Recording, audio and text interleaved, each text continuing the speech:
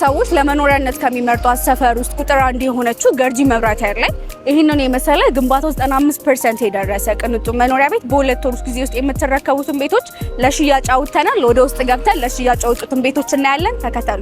የምትመለከቱት ሰፈሩ የኮሪደር ልማትን የጨረሰ ሲሆን ቶቶት እዚህ ጋር ይገኛል። ኔክሰስ ሆቴል አለ፣ ኦልማርት ሱፐርማርኬት እንዲሁም የተለያዩ የመንግስት ተቋማት፣ የሆስፒታል ተቋማት እንዲሁም ትምህርት ቤቶች ይገኙበታል ማለት ነው። የምትመለከቱት G+21 ፕላስ ቴራስ የሆነ 3 ቤዝመንት ያለው እንዲሁም ከግራውንድ እስከ 4ኛ ፎቅ የንግዶችን የያዘ በዛ ውስጥ ጂም፣ ስፓ እንዲሁም የተለያዩ የንግድ ነገሮችን የያዘ ህንፃ ነው ማለት ነው። ከ6ኛ ፎቅ ጀምሮ መኖሪያ ቤት ነው ማለት ነው። ወደ ውስጥ ገብተን ያለውን ነገር እናያለን።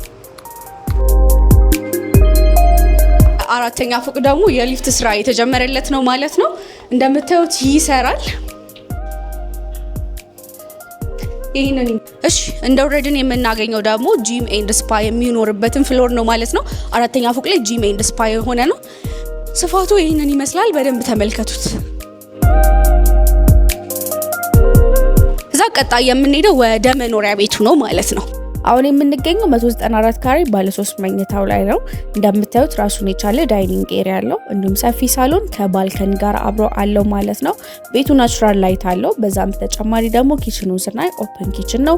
ራሱን የቻለ ቬንቲሌሽን ኤሪያ አለው፣ ሳከር አለው። እንደምታዩት ደግሞ ብርሃን በደንብ ይገባበታል። ሰፊ መስኮት አለው።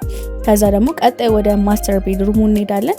ማስተር ቤድሩሙ ይሄንን ይመስላል። ራሱን የቻለ መታጠቢያ ቤት አለው፣ ክሎዜት ኤሪያ አለው እንዲሁም ደግሞ ባልከኒ አለው ማለት ነው።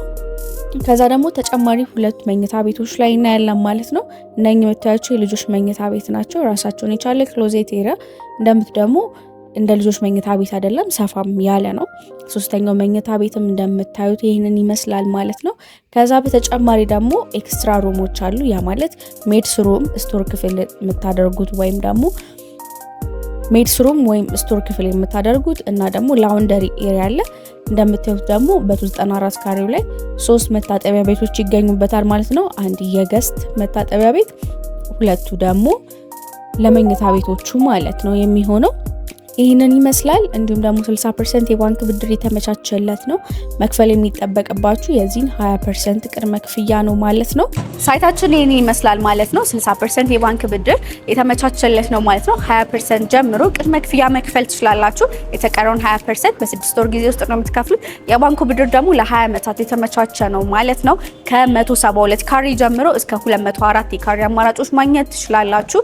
ለበለጠ መረጃ እንዲዎቹን ቤቶቹን ለማየት እታች በምናስቀምጠው ስልክ ደውሉልን። ቻው።